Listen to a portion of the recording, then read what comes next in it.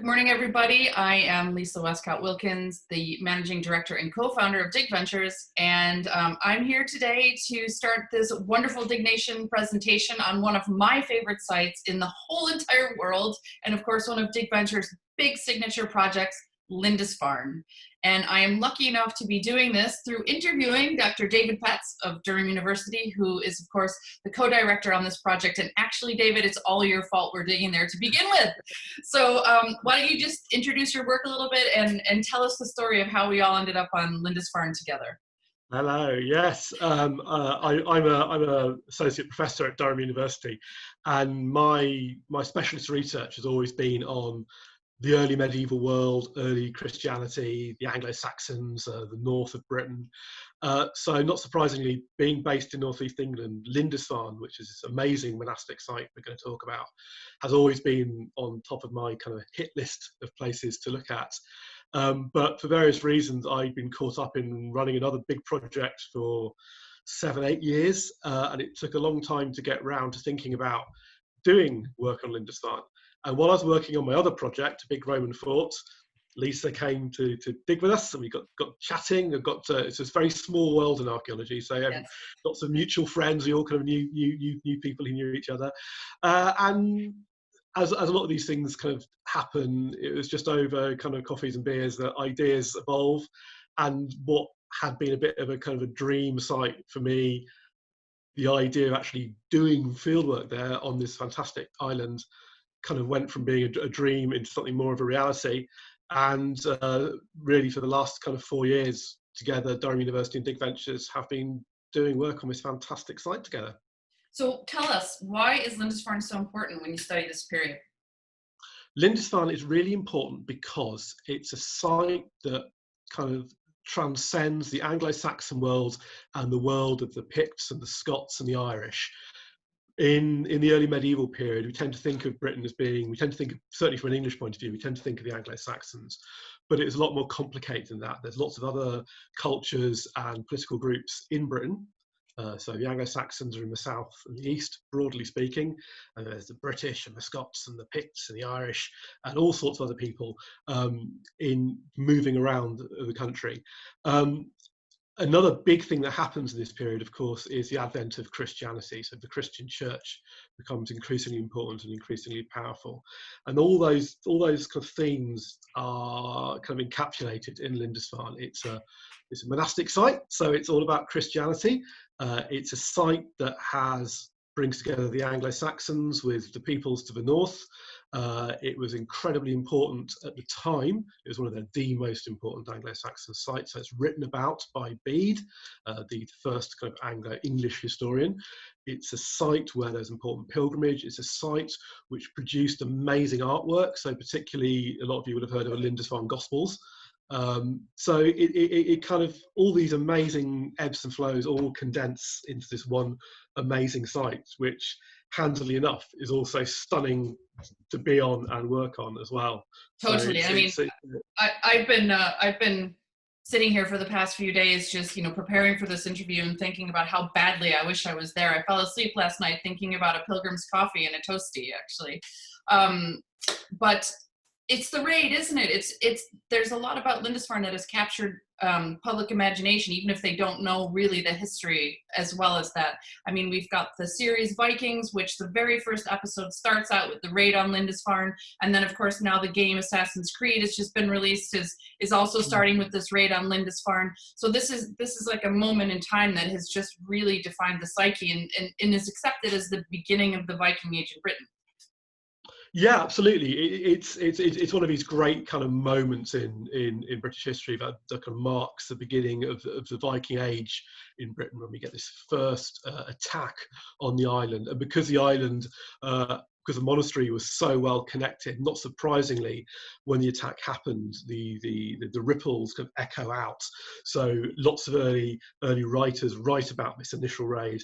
And yeah, it's caught the modern imagination because it caught the Anglo-Saxon imagination. This they didn't know about the Vikings. They weren't expecting the Vikings. They didn't know they were about to enter the Viking Age. So that first attack on the island was a massive shock, a profound shock, which I think kind of existentially shook the Anglo-Saxon church and the Anglo-Saxon society a bit. So yeah, Lindisfarne's really important because of the site itself, but also it captures a lot of these bigger movements. We can all see them through the lens of Lindisfarne. Right, and so the raid was in 793, and when do we think that the monastery was first established? So how long did it flourish when it was a seat of power during the golden age of Northumbria? What was the sort of time period we're dealing with? Yeah, the monastery itself was founded in 635 by King Oswald, who is one of the Anglo-Saxon kings of Northumbria. Before he became king, he'd been in exile in Western Scotland, where he'd converted to Christianity. So when he probably converted at Iona, or through monks from Iona, and Iona is also an island monastery. So when he comes into his position of power in Northumbria, he brings monks from Iona with him, and one of the first things he does is set up this his own island monastery. And I think it's very hard to resist the idea he's kind of creating his own Iona in his new kingdom.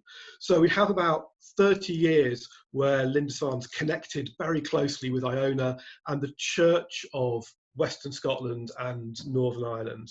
And then we have this great church meeting in Anglo-Saxon Northumbria in 664 called the Synod of Whitby. And basically that's all about whether the Anglo-Saxon Christians in Northumbria see themselves as part of the Irish and Scottish church community, or whether they see themselves as part of the wider Anglo-Saxon world. And they go with the Anglo-Saxon church and the Frankish church and the Roman church. And that's really important because the Irish monks leave, and we have a new kind of regime installed in Lindisfarne. And with that comes St. Cuthbert, who's the key figure. He's a new ideologically pure figurehead for the monastery, and the best thing he ever does for Lindisfarne is he dies, which means they can turn him into a saint, and that's what every Anglo-Saxon monastery needs. You need a dead saint which can act as a focus for pilgrimage. So really we have this period following the death of Cuthbert around the end of the 7th century. We have about 150 years where Lindisfarne is at its height. That's the period when the Lindisfarne Gospels are made. That's the period when we have a great period of pilgrimage coming to the shrine of Cuthbert. It's when Lindisfarne acquires huge amounts of land on the mainland. It's a massive landholder. And as you see, it's about 150 years. And then really in the mid-9th century, that's when the impacts of Viking attacks change what's happening on the island, and there's a massive reorganisation. But that 150 years, that's the highlight. That's the high period of Lindisfarne. So I think it's really important that we've just spent some time, contextualizing the work that we're doing there, because we always assume that everybody knows about Lindisfarne and why it's so important, but of course they don't. And so I'm sure there's going to be a lot of people watching right now that have never heard of Lindisfarne before. But it is hugely important in the sort of world of the study of the early medieval, and also in the sort of UK historical consciousness. And, that's why working there, you sort of feel that interest coming at you every day. And when you see the island, we're going to show you guys some drone footage, but putting it in context and understanding where our trenches have been placed and why is hugely important, because geographically, most of the island is a scheduled ancient monument, or it's underneath the modern village. So it's very hard to find places on Lindisfarne where we could dig to actually really go after this really early period in the island's history, which is why this project has been such a huge opportunity for archaeologists. So we started digging in 2016, which we'll start talking about in a minute. But Dave, your work there actually on the ground started in 2014, didn't it, with some geophys? Yeah, but a couple of years before we came in with our trenches, we did a big geophysical survey. Because obviously, normally in archaeology, you need to do a bit of preparatory work before you get your trenches in, because you don't want to just kind of randomly dig somewhere and hope you're going to find something. You have to do a bit of kind of research beforehand. Yeah. So one of the challenges with particularly the monastery at Lindisfarne is these early medieval monasteries is they're very, very big. They're very spatially extensive. So much bigger than the little medieval priory, but still survives in ruins on the island. So on comparison to Iona, the early medieval site probably covered underlay the whole village and the surrounding area. So we did the geophysics to try and pick up areas, particularly possible monastic boundaries, because we know that monasteries often have these big boundary ditches or markers around them. And also because despite the presence of the modern day village, there are green areas, there's some fields and paddocks where you can do geophysical survey. And that was great. And immediately when we did the survey, we could see there were things. And of course, one of the great things about things, yes, because geophysics, it doesn't give us dates. It tells us that there's something there, and that meant we could then kind of make a strategy which allowed us to actually try and date some of these features, because there's some things which look like they might be early medieval, which we could test. There are also some things which are clearly not medieval, so you could see modern pipelines and electricity cables and that kind of thing. And there's also quite a few things which could have been all sorts of different dates. And ultimately, once you've done all that preparatory work, the only thing you can really do to get proper date is to actually dig. And that's the second stage of the project. Ground truthing geophysics, one of my favorite phrases in all of archaeology, I think. But for us, when we first saw the geophys, when you came knocking one day and you're like, "How about Lindisfarne?" and we just said yes, and then we saw the geophysics and we thought, "Oh my God!" Like that period of time, that 8 months between when we were getting the project ready, was really difficult for me to wait, and it must have been even harder for you knowing what was there. But the dig started. Our project started in 2016. Was the first season of fieldwork, and you'll be able to see from the drone footage that we have our trenches generally focused on a green area in between where the later priory is now and the pub conveniently, and the path that goes straight through sort of that green area between the harbor and the Hjöf, which is a berm of land between on the coast between Lindisfarne and Bamborough across the bay.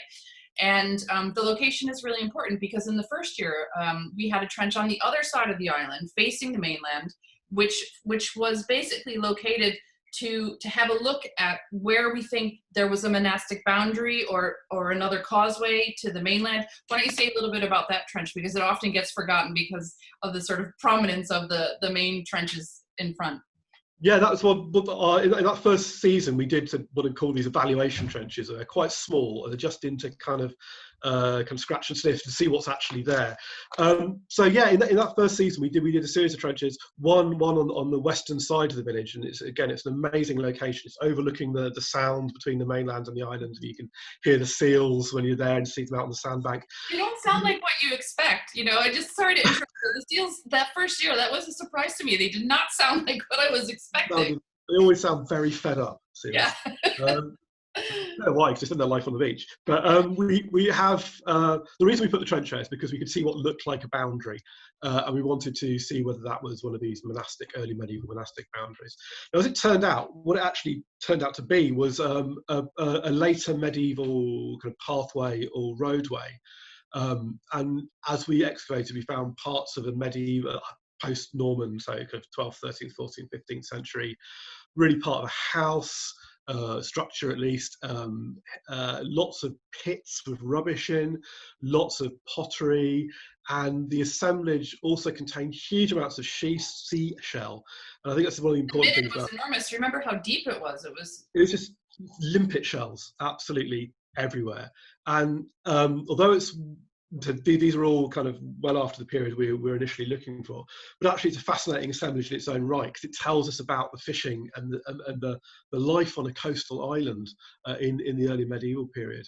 We know from the monastic accounts, the kind of the accounts for the monastery, that they were exploiting the fisheries in the surrounding area, and we've actually got solid archaeological evidence for it. The shellfish are being used to bait the fish hooks.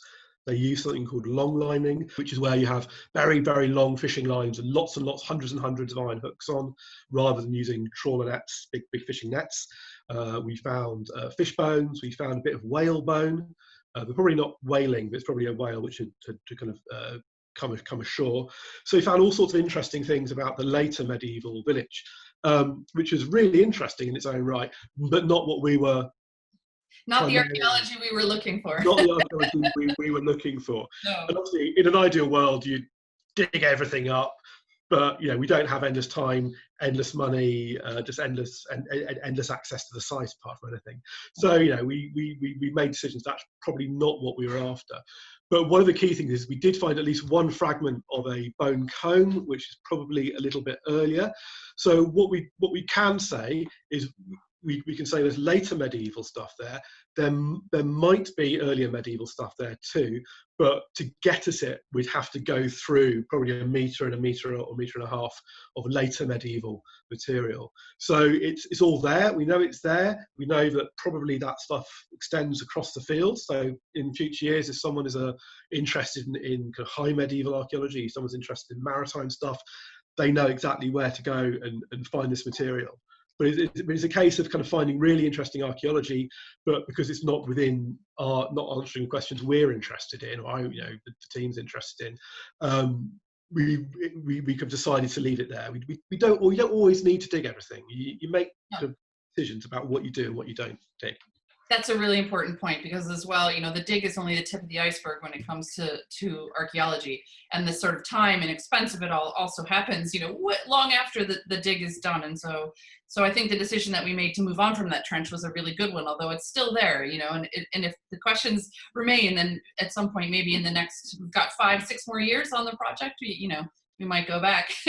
But moving back over to the main trenches 1 and trenches 2, what I thought was fascinating about that first season, and I've reviewed my notes and gone through the finds, the story of this dig is really the story of the finds, and that's not necessarily always my favorite way of talking about archaeology. I think it's a massive misconception, but really that's what's told the story of our progression backward in time, really, on this site. And I remember one of the first big moments that season was in Trench 1, finding the shatta. Did I say that correctly? It's the coin. Yeah, which was like X marks the spot. It was on top of a floor surface, and it was an absolutely perfect date as well. Why don't you tell us a little bit about the coin? Yeah, I mean, this is one of the joys and challenges of early medieval archaeology in Britain. We don't have loads of finds, but when we do get them, they tend to be kind of very, very nice. We for this site, we don't have loads of pottery. We don't have loads of kind of all sorts of objects you might find on a Roman site. But when we found this coin, it's an 8th century shatta, so that's a kind of Anglo-Saxon coin. It's issued by the kings of Northumbria, King Edbert. It's a period when coinage is kind of coming back increasingly into use in this period in Anglo-Saxon England. Obviously, the Romans had coins, but when the Romans left, the coinage economy kind of stuttered for a bit and then collapsed. And really, it's in this great period of kingdom building in the kind of 7th and 8th centuries that we start to see great big kingdoms like Northumbria re-emerging. And as part of that process of building kingdoms, building economies, that coins come back into use, and they're not very flash. They're quite small. They're very easy to miss. I always worry about the ones we might have missed, but they're great because very handily they'll have the name of the king who issued them. So that's fantastic for dating as far as we're concerned. It's about as close a date as you're ever going to find on an Anglo-Saxon. Yeah, and that was a hugely motivating moment for us. And we found a few other coins actually in later seasons which have had the same sort of impetus and just reaffirming that we're sort of digging in the right spot. But that first coin, that first year, I remember that as a real high point. But of course, that was nothing compared to the feeling very shortly thereafter of the star find of our first season, which is of course the name stone of Ithrath. Yeah, we got our first name stone. A name stone is a very small carved marker which probably would have stood at either the head or the foot of a grave. In this period in Northumbria, one of the few sources of evidence which does survive quite well is stone sculpture, which are particular stone carvings of this type, particularly associated with the church in this period. And to find a name stone was fantastic.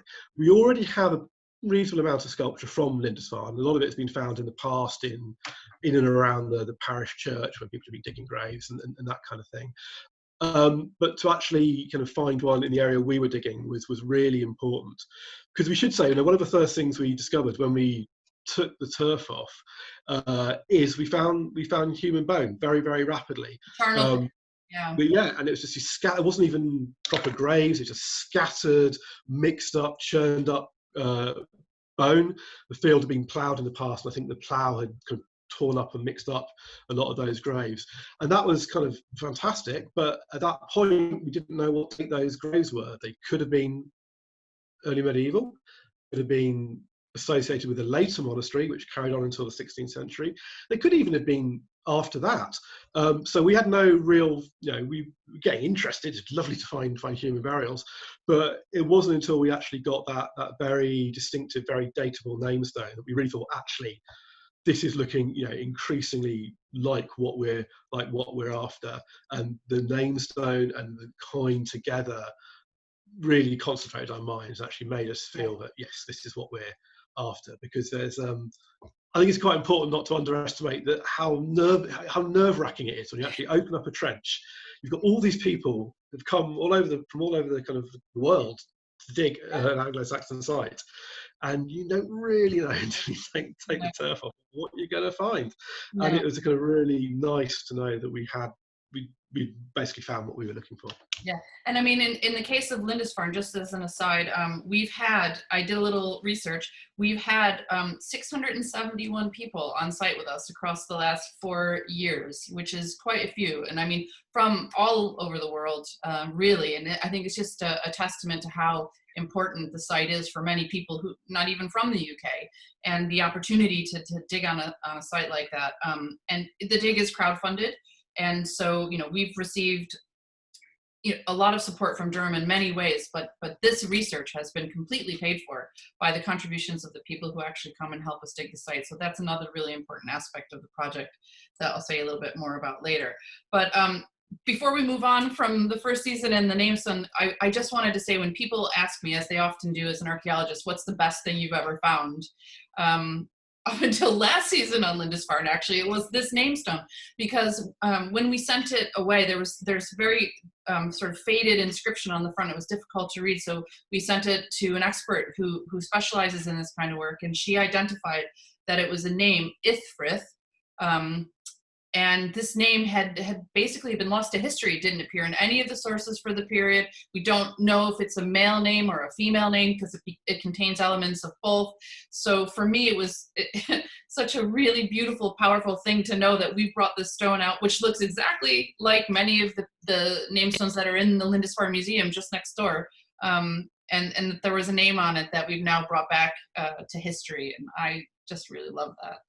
So I think it's a great thing. It's actually, so often with archaeology, we're dealing with nameless people, even if you're doing stuff, in relatively recent past. But to actually recover names and know about the individuals, the specific people, I think that's a real joy in this kind of thing. Yeah, it's a dream of mine to be able to try to tell the story of whoever Ithfrith was. Maybe we'll get lucky with more information in seasons to come. I've got my fingers crossed on that one. So then, we started uncovering things in the first season, which then became more and more important in the pursuing season, like the crystal pebbles, the small white pebbles we started finding in 2016.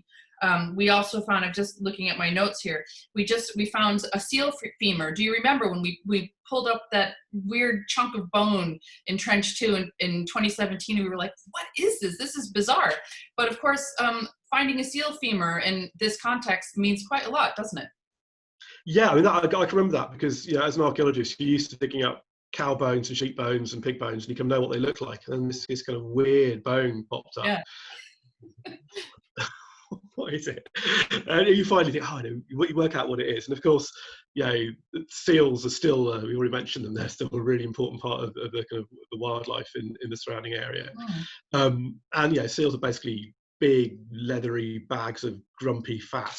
They're incredibly packed with calories. They're a really important food resource. And we know from saints' lives written of saints associated with Iona, the life of St. Columba, the monks of Iona, they saw themselves as having rights and control over local seal herds. So you know that in the Anglo-Saxon and early medieval world and Scottish world, people are using seal as a resource. They're probably rendering them down for fat, for oil, for lamps and things. They're using the hides for rope and that kind of thing. And it's a really important reminder of that maritime location, and how important it was. I mean, economically, obviously it's symbolically important, but the economics, the sea provides this amazing resource, and there's fish, there's seals, there's all the shellfish you can gather from the shoreline. That access to the sea, I think, is really, really important. But of course, the sea's a key communication route in this period as well. So it's fantastic. But there's some really interesting questions for archaeologists at the moment, because there's been some recent work done on the bone isotopes from another site of a very similar date further up the North Sea coast, up in Scotland at Port Mahomac, where again, a very similar maritime location, but the chemistry of the bones suggests that they're not actually eating much seafood. So this is one of the things we hope to do at some point, is do isotope work on our human bones, see whether they are eating seafood. And so there's interesting questions. We've got our seal bones, we're getting shells. Who's eating this stuff? Is it everybody? Is it just people eating it once a week on fast days? But actually in this period, fish wasn't seen as a fasting food. It's actually quite a high status food. So there's lots of questions we can ask. And in mentioning the human remains that we found, I just wanted to say really quickly, the project has uncovered a high volume of human remains. At this point, we've got some dates on some of the skellies, but also we're not going to be showing any of that during the presentation, because we know not everyone is comfortable seeing that material. But what's important is that what we think we've got is the lay population rather than the monks at this point, because there's been some juvenile skeletons and some female skeletons, things that you wouldn't necessarily expect to see if it was the burial ground for the monks. Did you want to say a little bit about the dating on those skellies? And actually for us, really what's been most interesting about this is the pebbles that have been coming up alongside the skeletons. Yeah, after our first season, once we got through this layer of mashed up bone, you're right, we came down to proper formal graves, and they're what you'd expect to find in an early Christian context. So they're heads to the west, feet to the east, they're laid on their back. There's no indication of coffins. They're probably just buried in shrouds, and it's sort of what you'd expect in this period. Quite often like this as well. Like that, and you see they're hunched up in the grave often, which shows there's no kind of coffin. It must be just laid down there. And we've had some carbon-14 dates on some of the bone, which gives us, we've had dates from the kind of 8th, 9th century, and also the 11th century as well. And this is really, one of our questions is what's happening in the 10th century, which you might talk about later on. Because traditionally, it's thought that the monks abandoned Lindisfarne after the first raid, isn't it? And that nothing much was happening there. But what our project is starting to find is evidence of activity during that period. Yeah, there's this gap. Everyone always assumed everybody left, but I think it's increasingly clear that a reasonable number of people actually stayed on the island.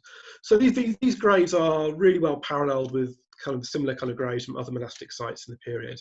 And as you said, Lisa, one of the distinctive things we found hundreds, thousands of these little white quartz pebbles, which they're beautiful. They're kind of little they're well, some of them are bigger. They were calling them dragon eggs, remember? Because they're like perfectly shaped as well. Yeah, they're rolled, they're shiny when they get wet, they're translucent, they can catch the light.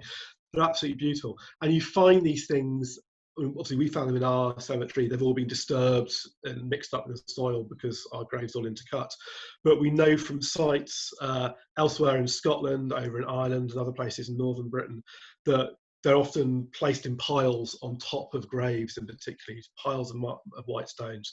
And they would have served to really kind of show the grave, because they're so distinctive, they're so white, they're so just they're tactile, they're lovely kind of physical objects, and that's a kind of tradition which is found across Christianity in northern Britain and over into Ireland, and sometimes they're used to mark outside altars and things like that. So again, it's a really nice kind of link in, a reminder that Lindisfarne is not just an Anglo-Saxon site, it's also part of this northern and western world. So they would have, you can imagine these graves, people would have been buried in the cemetery, after the grave's cut, they're put in the grave, filled in. There might be piles of these white stones placed over the grave itself, a burial marker, one of these name stones at the end. It's important to remember also that these name stones would have been painted. Yeah, and we should say a little bit here as well. Sorry to sort of gloss over everything. We found several more namestones and fragments of namestones in pursuing season, and we've been really lucky because they've all been very different in terms of their styles. We've got runic ones, we've got decorated ones, we have some that are just, there's no writing, they're just inscribed. We've got a beautiful one that's got a little depression in the center that probably would have held either gold or some sort of an ornament in the middle. So yeah, this is a great stories over the last season. Every year, more of these things have been coming out. We've probably increased the overall. Some of these were known from the island beforehand, but we've probably increased the number by about 35%. So we've really kind of enhanced what we know about the sculpture. It's quite a small collection, though. I mean, the typology of these is very specific to Lindisfarne, although there is another sort of typology from down the coast at Hartlepool, which is a square top rather than the round. And some of the ones that we've found sort of blow the canon in terms of the stylistic expectations. But equally, when we first started, there was only 14 of these that had been known from the island already. Yeah, they're wonderful, and as I said, they would have been painted. As you mentioned, some of them would have had kind of jewel insets in them, and in many ways, they would have looked very like some of those decorated pages you see in things like Lindisfarne Gospels. It's the same kind of artistic repertoire. Actually, some of them would have been almost the same size as an illuminated manuscript. They would have been sitting there with the name, with the cross, with colours on it. I think it's a reminder that, just how sensory the Anglo-Saxon Christianity is. Colours, smells and textures, amazing kind of sensory experience, whether you're in a cemetery or in a church. It's very different from how we see them in museums, and they're all dusty and brown. I just remembered also too, that's not the only sculpture that we found. In this, I think it was 2017, we found the bottom of an inscribed cross. And this was quite exciting for you because, of course, stylistically, nothing like this had been found on Lindisfarne previously, although it was quite reminiscent of the earlier carving that can be seen on Iona. And then, shall I tell you? And then in 2018, I believe it was, a piece of stone had been uncovered in the trench, and it was basically weighting down one of the lines so that people could get in and out safely. And Indy, who's one of our community archaeologists now, sort of, David has this all under strict instructions that any stone that comes out, you have to be very clear to, check it over quite carefully before it goes on the spoil heap. Obviously, don't scrape the surface too hard. And this one had been turned over. And so Indy picked it up and looked on the other side, and the light must have hit it just right. Because there it was the second half of the stone we'd found previously in a completely other area of the trench. Yeah, it was fabulous find. I mean, I think it's 2 years apart. I don't think it's even a year apart. Yeah, you're right. Yeah. And it's to get the second half of it, because we've got this first half. It's a bottom half of what we thought was going to be a cross, and even with that, we could tell that it although to be unexperienced eye, a lot of this early medieval sculpture all looks pretty similar. Actually, there's very distinct regional traditions, and even the bit we had in the first year, it was clear there's no obvious parallels of anything from kind of the heartland of Northumbria, and certainly once you got the second half, it was clear the best parallels are from Western Scotland, even Ireland. And again, it's lovely to have that link westwards and northwards. So yeah, it's a very, very pleasing object. That was a good day. I still remember your face. Well, and then so that brings us to last season, which obviously was a moment for us. We haven't really said too much about the features in the trenches. One of the ones that we're still working on and we really need to come to terms with is the sort of, we were calling it an oven area of burning. Of course, one of your colleagues, Karen Millek, came down and did some field-based magnetic susceptibility on it to try to examine what's really going on with the soil there. But Dave, where do we stand with our thinking on that feature at the moment? Yeah, I mean, we've been focusing on the cemetery, but we do have this other structure, this other area in our trench. I mean, in early years, the first thing we came down onto was this nice kind of fairly crude, but definitely there, rectangular building. which has really good parallels from kind of similar sites like Hartlepool. But we're always aware there's this reddened area. There's what looked like could be part of an oven, which we kind of excavated slowly. We had one kind of minor shock when we got halfway through it and found a skull at the bottom of it, and then realised it's actually been cut through by a grave. It's very, very hard to see grave cuts in the soil we're working on, so that was a bit of a surprise. And then, yeah, I mean, last year what became increasingly clear is that actually this wasn't a little bit of an oven in the building. It was actually quite a big feature, which was underlying our building. As we slowly kind of chipped away at it over time, we realised that actually it's increasingly big. It's much kind of it ran out to the sides of our building. We're getting increasing quantities of kind of burnt material. And our big question is very simple: what is it? And potentially it could be really interesting. In an Anglo-Saxon monastery, I mean, on a really mundane level, yes, they need to be cooking and feeding themselves, so it could be something very basic like that. But we're very close to the kind of monastic core. And the other thing we know that goes on in early medieval monasteries at this time are kind of craft work and industry. So all the amazing pieces of early Christian metalwork, reliquaries, shrines, the decorations on the front of gospel books, glass objects, which we'll talk about glass later on. All of these things were made by the monks. And again, places like Iona and other places, they've produced evidence of this high status metalwork. So we need to go in and find out, is it something fairly run of the mill like food, or is it something a little bit more exciting? And if it is high quality metalwork, the kind of things we might expect to find might be things like crucibles, the mold fragments for making these objects, little bits of kind of spilt metal themselves.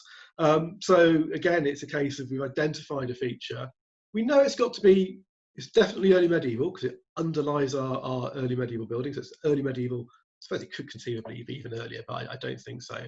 But it's nice to be knowing that as we go into the next season, we've got this big, interesting feature, lots of potential. We don't quite know what's there, which makes it much more fun because you've got that excitement of actually working out precisely what it is. But yeah, it's a really interesting structure, and I think it's a reminder. Well, obviously, a lot of our work's been kind of focused around the cemetery because it's so kind of, yeah. Again, that's the people. But I think it's important to remember that these monastic sites are huge kind of economic centres, and there's a lot of things going on apart from people being buried. You know, it's what they did, they're alive, which is just as exciting as what they did once they died.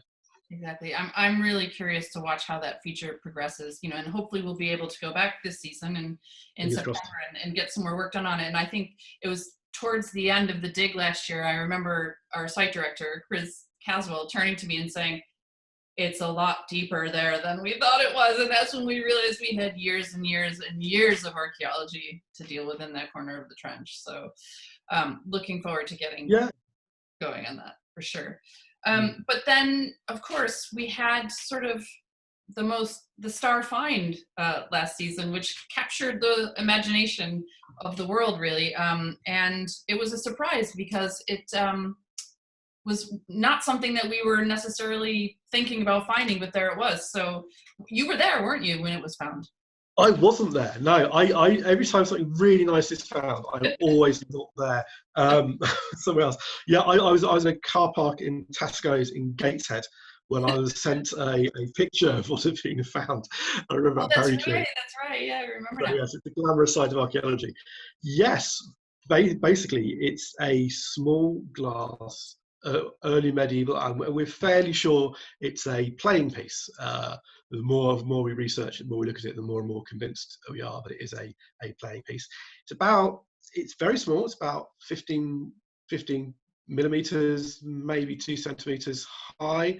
It's very, very dark blue glass. It's a kind of dome shape, very dark blue glass, almost black, but decorated with these swagged trails of white glass, kind of smoothed down, and then a series of little bubbles, little tiny glass bubbles, white glass, about 2 millimeters across, sitting on the top, and it's got a hole in the bottom, and it's an absolute spit for some really good parallels. One from a Pictish hill fort called Dundurn up Hmm. near Perth, which is the nearest parallel, both geographically and in terms of what it looks like.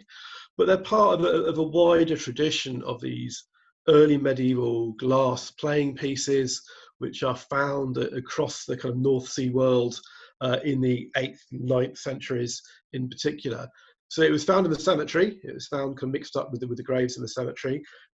So it's an absolute gem. I mean, it's yeah. It was actually found by one of our participants as well, and not one of Yeah. our team.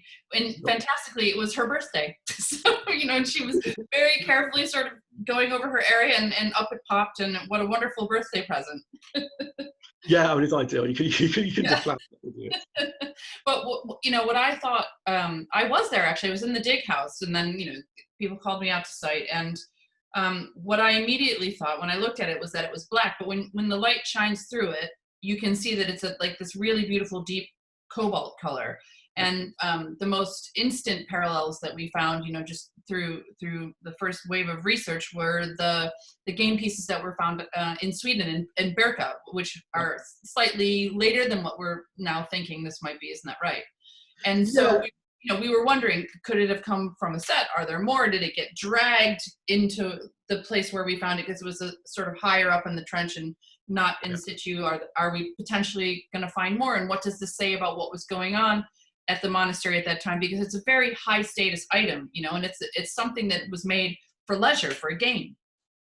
Yes, absolutely. It's not a run of your mill kind of playing piece, just kind of sitting around. It's something like this is even though it's quite small, it took quite a lot of ingenuity and craftsmanship to make.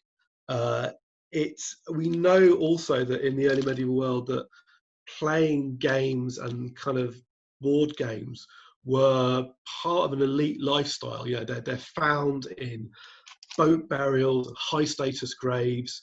When they're referenced in the writing of the period as something that as part of the leisured lifestyle of the elites, both Viking and Anglo-Saxon and Frankish. Playing a board game is sort of what you do if you are a lord in your hall after your feasting. You do it. It's a way of kind of showing kind of your culture au fait with kind of what an early medieval lord ought to do. So these are really important, and I think the first thing I would say, it's a reminder that somewhere like Lindisfarne, although we tend to think of these early medieval monasteries as being terribly austere, is that actually they are also places where they are lived in and visited by the most important people in the kingdoms. They are places where kings retire to. They're places where nobles and aristocrats come on pilgrimage. They give land to these places. The abbot of Lindisfarne would have been, one of the handful of the most important individuals across all of Northumbria. These are incredibly important people. They are not all of them living very, very austere lives. Some of them are part of the kind of cultural elite. So no matter who was playing with the particular piece we've got, it's a clear marker that they are important people, and that Lindisfarne attracts the big hitters, the key players in early medieval Britain. And so finding the game piece is really only part of the story of this game piece, because what happened after that is I think going to come to define the Lindisfarne project. And what happened was basically the Viking story, the story of the Vikings, the material culture of the Vikings is what everybody wants us to find. And every season before we get going, I get numerous emails and phone calls from production companies wanting to make tele productions at the dig. And, have you found any evidence of the Vikings? Have you found a skull with a sword cut in it? Is there burning? Is there, that's what people want. And obviously that's a very long shot for us.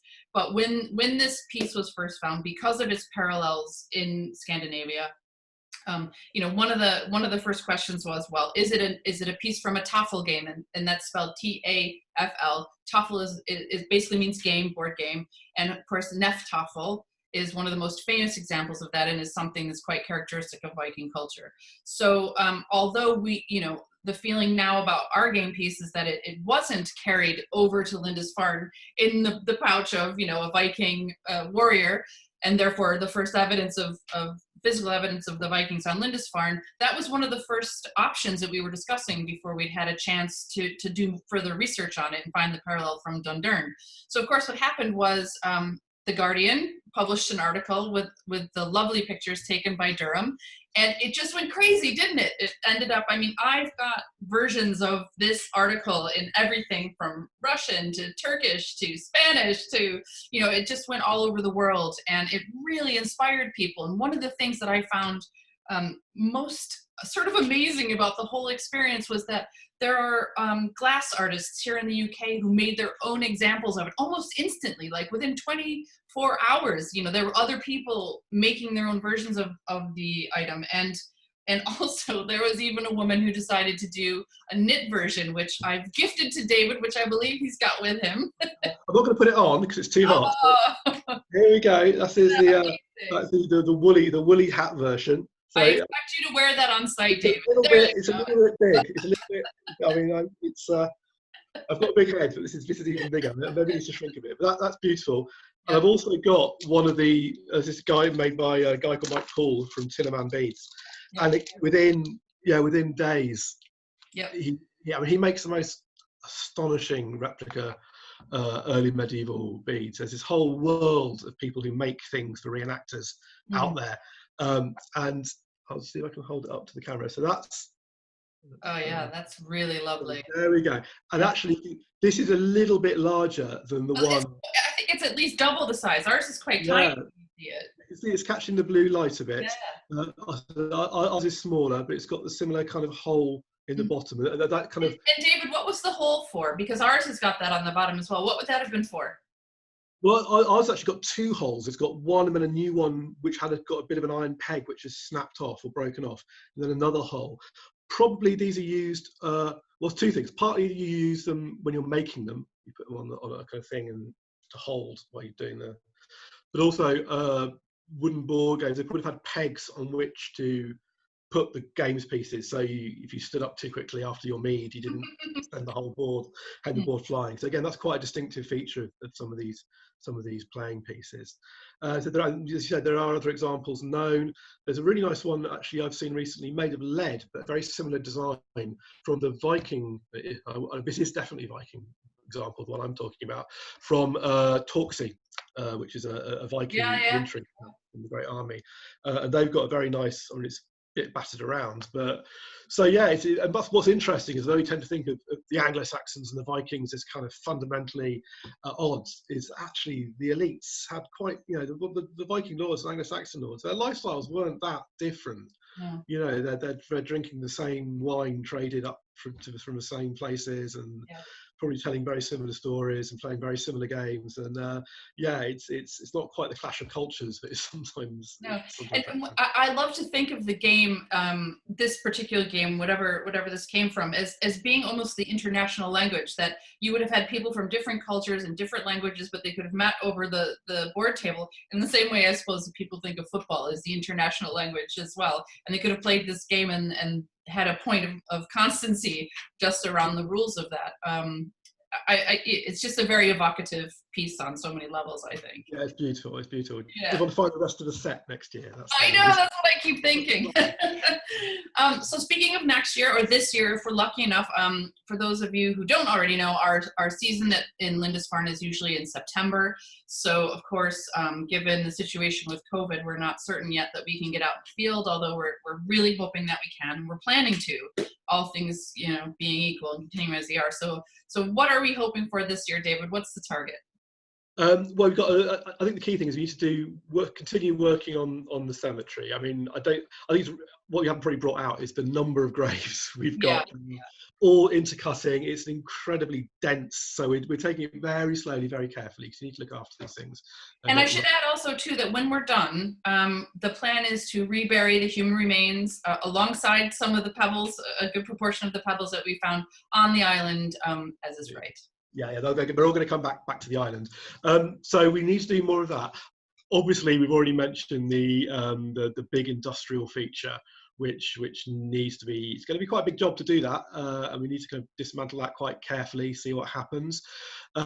There's also some areas of the trench where we still just need to do just good old-fashioned archaeological troweling coming down onto the archaeology. We've got areas which are so far not entirely blank, but don't have much in, and I'm pretty sure that we're nearly getting into those areas. Mm-hmm. Also, we're starting to think about kind of the rest of the island. There's lots to think about. The island is sort of hooching with early medieval archaeology. It's everywhere.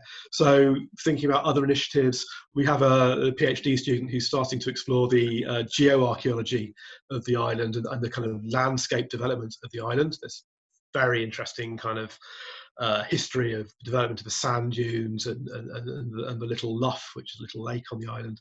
There's all sorts of things which hopefully he'll be able to start unpicking. So lots to do.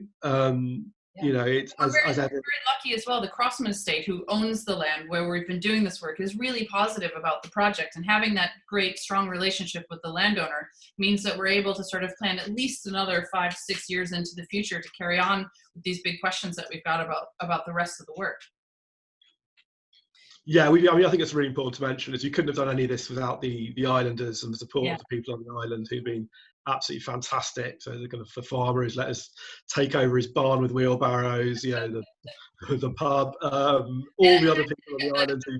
The guys with the village hall as well. I mean, the Crossman Hall is in the center of town. It's a new village hall that they let us host our finds room in there, which is fantastic because Lindisfarne is a hugely tourist area, which I didn't really realize until my first year there. And I think I did some research on the first year of our dig, and I think in September the Northumberland tourism numbers were something like 46,000 people were there in 1 month.